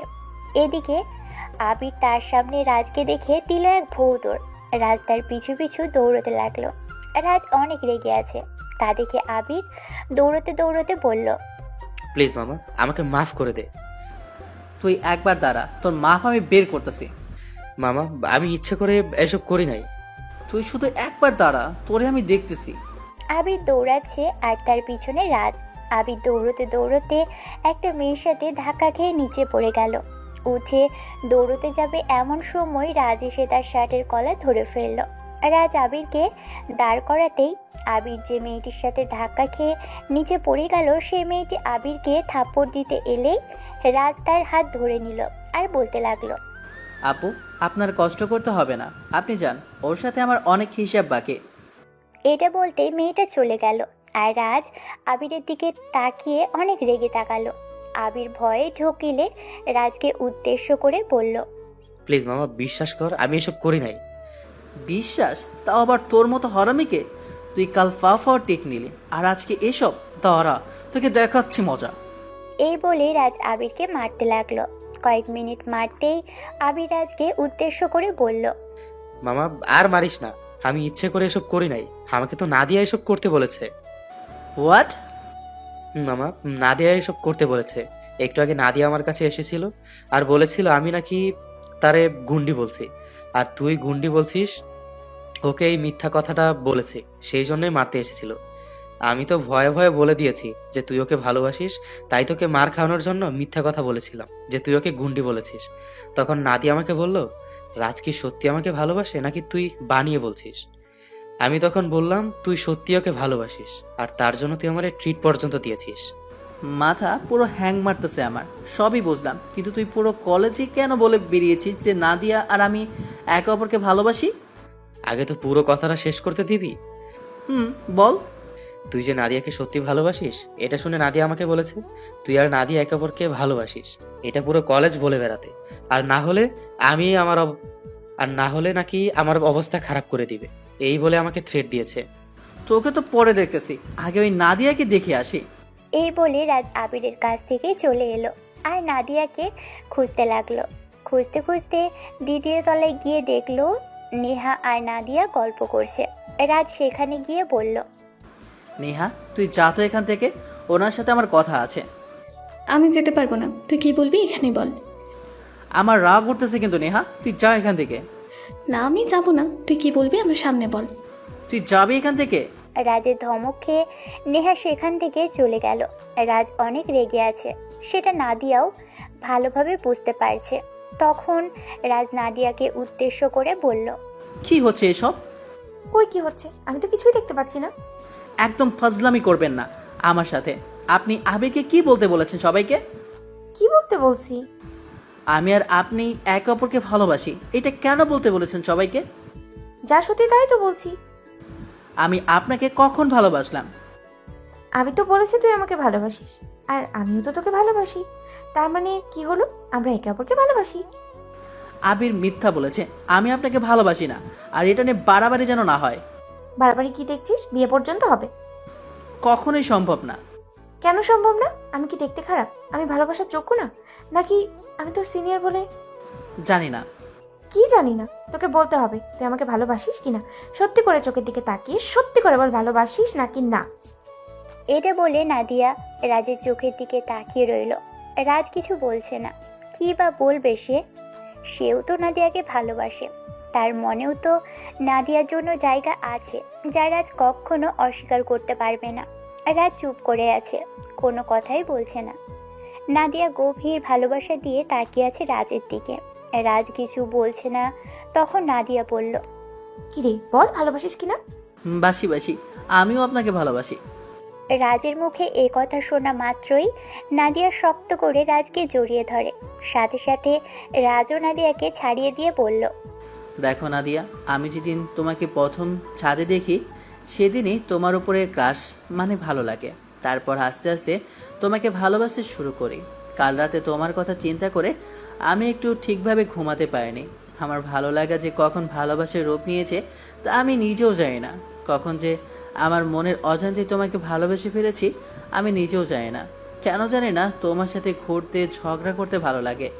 আমার ভালোবাসা কয়েকদিনের হলেও আমি তোমাকে অসম্ভব ভালোবেসে ফেলেছি।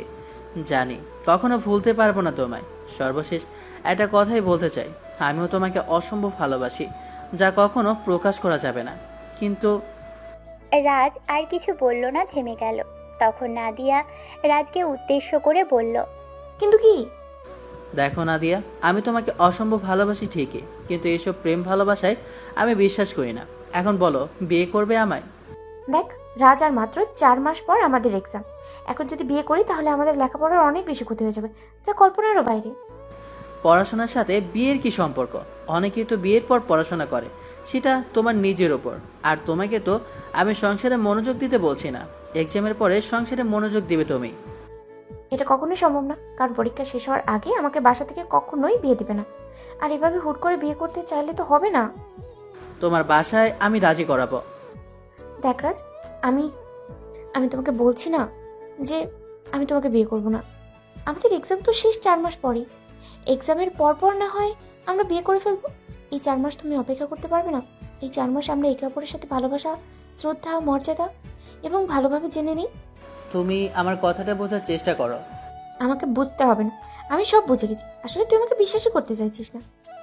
এখানে বিশ্বাস অবিশ্বাসের কথা আসলো কই থেকে? আমি তোমাকে বিশ্বাস না করলে কখনোই ভালোবাসতাম না। তাহলে তুমি আমার কথা মানছো না কেন? আচ্ছা যাও, মানলাম তোমার কথা। এই তো আমার মিষ্টি কিউট জুনিয়র বয়ফ্রেন্ড। এই বলে নাদিয়া রাজকে শক্ত করে জড়িয়ে ধরল। রাজু আর কিছু বলল না। সেও নাদিয়াকে শক্ত করে নিজের বাহু জোরে আবদ্ধ করে নিল। কোনো কথা বলছে না। নাদিয়ার মুখে তো বিশ্বজয় করার মতো হাসি। রাজ আর নাদিয়া একে অপরকে জড়িয়ে ধরে আছে। এমন সময় পিছু থেকে নেহা এসে বলল, বাহ, ये क्या सीन है? তুই আর আসার জায়গা পেলি না?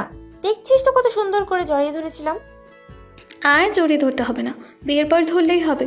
আমার ছোট্ট ভাই আমার বান্ধবীর সাথে প্রেম করে, তাও আবার আমার সামনে। আর আমি সিঙ্গেল হয়ে আমাকে দেখতে হচ্ছে এসব। হায় রে কপাল। তোরে কি কেউ প্রেম করতে মানা করেছে? কলেজে তো কত ছেলেই আছে, একটা পছন্দ করে পটিয়ে নে। আমার বাবা দরকার নাই, আমি এমনিই ঠিক আছি, তোরাই প্রেম কর। তাহলে হিংসা করছিস কেন? আমি আবার কই হিংসা করলাম? বড় হয়ে ছোট ভাইয়ের প্রেম দেখতে হচ্ছে তাই মনের দুঃখে বললাম। হয়েছে, তোর আর মনের দুঃখে বলতে হবে না। আমি বাসায় গিয়ে বলছি তোর বিয়ে করিয়ে দিতে। আমার এখন বিয়ে করার শখ নাই, যা তুই বিয়ে কর গিয়ে আমার বান্ধবীর সাথে। করবই তো, তোর জন্য কি আমি অপেক্ষা করবো নাকি? আমার জন্য তোর অপেক্ষা করতে হবে না, যা তুই গিয়ে বিয়ে কর। তোর সাথে কথা বলে মাথা নষ্ট করতে চায় না। তোরা থাক, আমি গেলাম। আয় আয়, কই যাচ্ছিস? আমার সামনে আমার বান্ধবীর সাথে প্রেম করিস আর ট্রিট দিবি না? না, দিব না। কি করবি? ঠিক আছে, বাসায় গিয়ে সব বলছি। আয় তুই বাসায়। প্লিজ বোন, তোর বাসায় গিয়ে বলতে হবে না। তোর টিট লাগবে তো? ঠিক আছে, কাল টিট দিব, যা। না, আজকেই লাগবে। প্লিজ বোন, বোঝার চেষ্টা কর। আমার কাছে টাকা নাই। একটা কাজ কর, তুই আমাকে টাকা ধার দে, আমি দিয়ে দিব কাল। শিয়ালকে ধার দিব মুরগি? হাসালি? তাড়াতাড়ি চল, ট্রিট দিবি, না হলে আমি বাসায় গেলাম। এই তোরা থাম, আমি ট্রিট দেবো, চ। এই না হলো আমার জান, তুমি 1 মিনিট দাঁড়াও। আমি আবির আর কয়েকজনকে ডেকে নিয়ে আসি। বেচারা অনেক মার খেয়েছে আমার হাতে। তুই ওদের নিয়ে ক্যান্টিনে আসো, আমরা ক্যান্টিনে যাচ্ছি। ওকে। তারপর নাদিয়া আর নেহা ক্যান্টিনে চলে গেল। রাজ, আবির আর তার কয়েকটা ক্লাসমেটকে নিয়ে চলে গেল ক্যান্টিনে। তারপর সবাই মিলে আড্ডা দিতে দিতে খাবার খেতে লাগলো। তারপর খাওয়া দাওয়া শেষ করে যে যার ক্লাসে চলে গেল। রাজ তার ক্লাসে এসে একে একে সব ক্লাস শেষ করলো।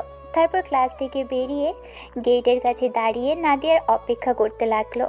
অনেকক্ষণ পর নাদিয়া আর নেহা বেরিয়ে আসলো।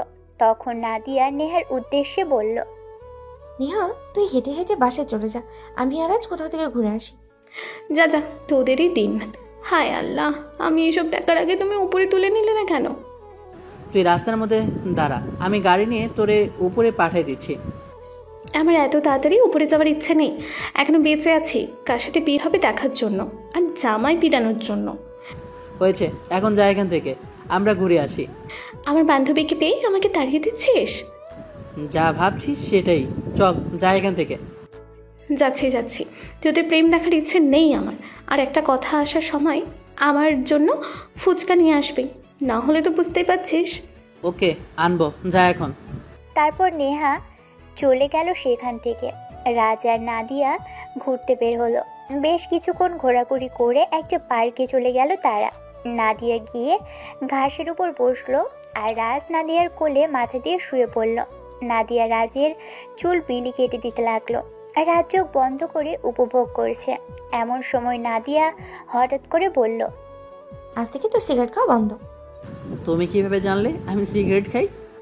সেদিন রাতে তোরে ছাদে খাইতে দেখছিলাম। সিগারেট কেন খাই এটা ভাবতেও এখন একটা সিগারেট লাগে, ছাড়বো কেমনে? তোর আজ থেকে সিগারেট খাওয়া বন্ধ। সিগারেট না খেলে আমি কি খাবো? আর সিগারেট না খেলে আমার সিগারেট খাওয়া পিনিক ওঠে। কেন, আমার ঠোঁট খাবি? এটা বলে নাদিয়া লজ্জায় লাল হয়ে গেল। রাজ তো অবাক হয়ে নাদিয়ার দিকে তাকিয়ে আছে। তখন রাজ দুষ্টুমি করে বলল, আমার তো এখন সিগারেটে পিনিক উঠেছে, আমি এখন তোমার ঠোঁট খাবো। এটা বলে রাজ তার মুখ নিয়ে নাদিয়ার মুখের কাছে গেল। নাদিয়ার গরম নিঃশ্বাস রাজ অনুভব করতে পারছে। রাজ আর নাদিয়ার শরীরে একরকম শিহরণ বয়ে যাচ্ছে। রাজ আর কোনো কিছু না ভেবেই চার ঠোঁট এক করে দিল। নাদিয়া কেঁপে উঠল। নাদিয়া প্রথমে রেসপন্স না করলেও পরে রেসপন্স করে। এদিকে রাজ তো কোনো এক অনুভূতির শহরে ভাসছে। কেমন অনুভূতি তা আপনাদের বলে বোঝাতে পারবো না। এই অনুভূতি আপনারা বুঝতে পারবেন না, কারণ আপনারা অসহায় সিঙ্গেল শিশু।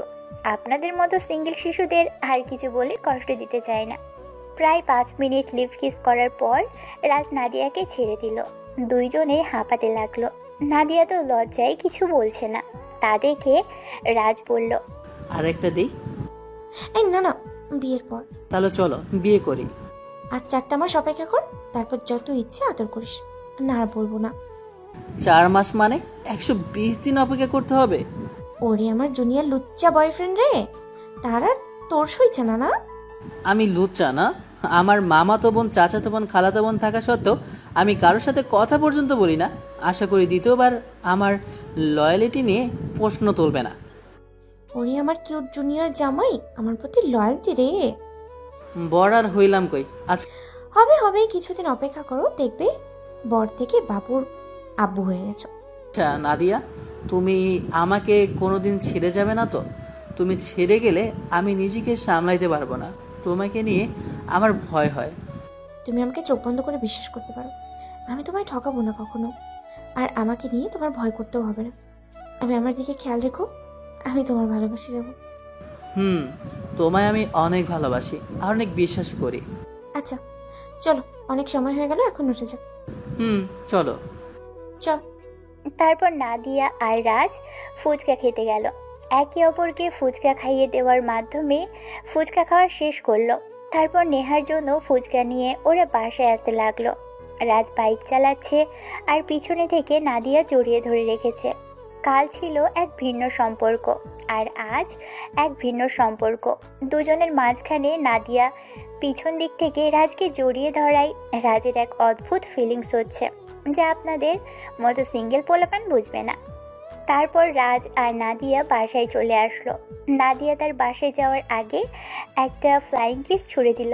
রাজ বুকে হাত দিয়ে নাদিয়ার যাওয়ার দিকে তাকিয়ে রইল। নাদিয়া তার বাসার ভিতরে ঢুকে গেল। রাজও তার বাসার কলিং বেল চাপ দিল। কিছুক্ষণ পর নেহা এসে দরজা খুলে দিল। নেহা রাজকে উদ্দেশ্য করে বলল, কি রে, প্রেম করা হলো? তার বলতে, তোর মতো সিঙ্গেল নাকি আমি? তুই এসব প্রেম টেম বুঝবি না। আমি সিঙ্গেলই ভালো আছি, আমার প্যারা নেওয়ার ইচ্ছে নাই। কয়েকদিন পর বুঝতে পারবি প্যারা কাকে বলে। আর ও যে গুন্ডি, সামনে দেখিস প্যারা কাকে বলে। জানি, আর তুইও আমারে চিনিস না।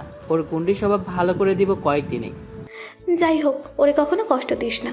এমনি গুন্ডি, কিন্তু ওর মনটা অনেক ভালো। আমার বান্ধবী বলে বলছি না, ওর মতো মেয়েই হয় না। জানি আমি, তোকে বলতে হবে না। ভেতরে আসে দে। আর এই নে তোর ফুচকা। এই বলে রাজ নেহাকে ফুচকা দিয়ে চলে আসলো তার রুমে। আর নেহা তো ফুচকা পেয়ে খুশি। তারপর রাজ রুমে গিয়ে ফ্রেশ হয়ে দিল এক ঘুম, কারণ অনেক ক্লান্ত হয়ে আছে। সন্ধ্যার সময় রাজের ঘুম ভাঙে কানে নাকে সুরসুরি হওয়ার কারণে।